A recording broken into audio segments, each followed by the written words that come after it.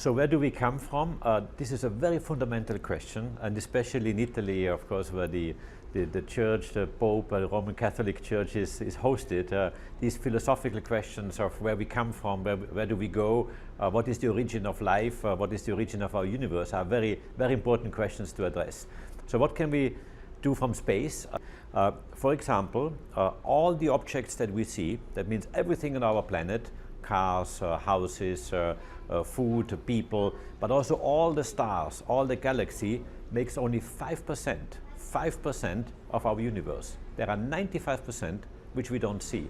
And this is difficult to imagine, but we believe that there is some forces that must exist in order to explain some of the observations. So we assume there's 70% of the universe, what we call dark energy, and 25% dark matter, which make up these 95% of the universe.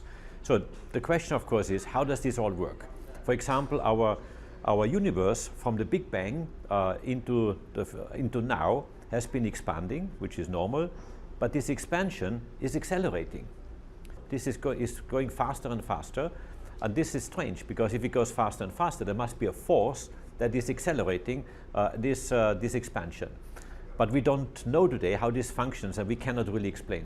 And this is something that Euclid, this satellite mission, will look at, to look at our universe 10 billion years of time in 3 dimensions. That means time and space, and literally observe billions of galaxies and objects in space.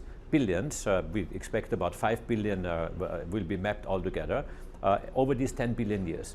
And by studying them, by mapping them accurately, you can actually see how over time they have developed. And this would help us to understand some of the secrets of our universe. So in other words, once we understand better with the observations from Euclid, from the Euclid satellite, Euclid telescope, that we may be able to better understand where the universe comes from and where it goes in the future. These are very fundamental questions of big philosophical, religious, but also physical dimension. And yes, Euclid is trying to answer some of these questions.